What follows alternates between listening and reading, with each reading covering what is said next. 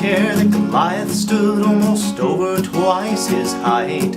For the shepherd boy walked by faith, he did not walk by sight. And though Goliath's words were big and his stature was even bigger still, through faith in the Lord by the end of the day, David was king of the hill. And you'll be up the creek without a paddle, fighting a losing battle, spitting into the fiercest storm, wishing for the day you'd never been born, when you come against the name of the Lord. That's right. Well, if you think that strength is found in military might, you must not have read through faith in the Lord that one will put 10,000 to flight. And though Pharaoh's army outnumbered God's people about 1,000 chariots or so, when the Lord drowned that army in the Red Sea, it was a loud and resounding no. And you'll be up the creek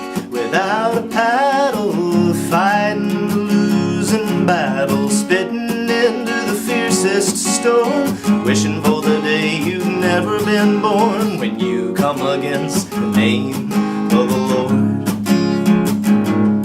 So if you judge somebody smitten that puts their trust in the King of Kings, you do well not to judge the situation by the way you see. For if a saint of God seems defeated, you'd better take another look. For all of those that put their trust in Jesus are the winners by the end of the book.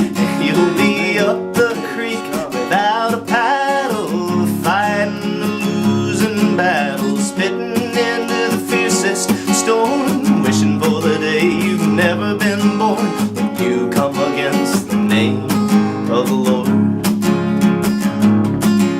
When you come against the name of the Lord. If you dare come against the name of the Lord. Amen.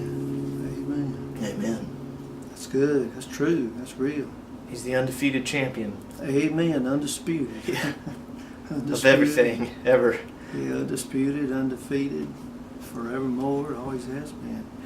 What brought to my mind was Shadrach, Meshach, and Abednego, when they wouldn't bow down and worship the king's statue that was built in his honor.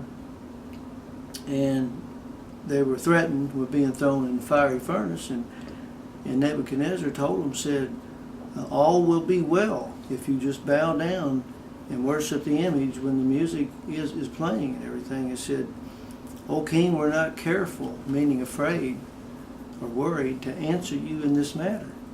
He said, because our God will deliver us from the fiery furnace, is able to deliver us and will deliver us from the fiery furnace.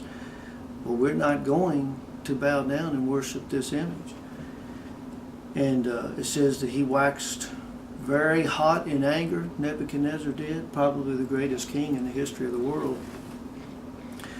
Waxed hot in anger and told them, heat the furnace up 7 times hotter.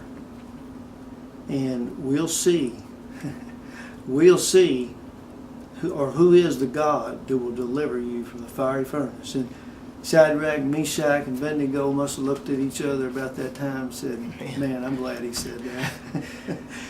Because he challenged God.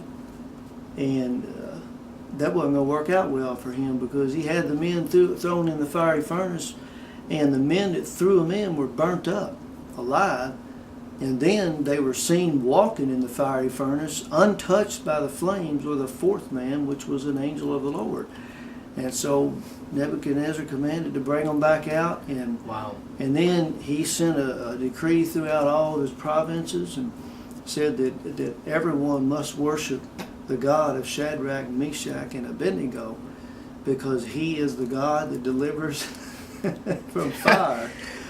Amen. Amen. He's up the creek without a paddle. He didn't know it was God that gave him his kingdom and made him a king. He was learning. He was finding out. Yeah. And it's a good lesson to learn. I mean, God's in control no matter what it is. He owns the cattle on 1,000 Hill. He owns all the money in the world. The banks don't own the money. The Federal Reserve don't own the money. The Vatican don't own the money. Nobody owns. God owns the money. God owns everything. He owns the breath that's in every man, and He gives and takes as He will. So it's a real good thing to fear God and to submit to His will and to keep His ways and to trust in Him. Because if you do, if you do that just right, then whoever comes against you will be coming against the name of the Lord. And there's no way but one, and that can work out, and that's for your good.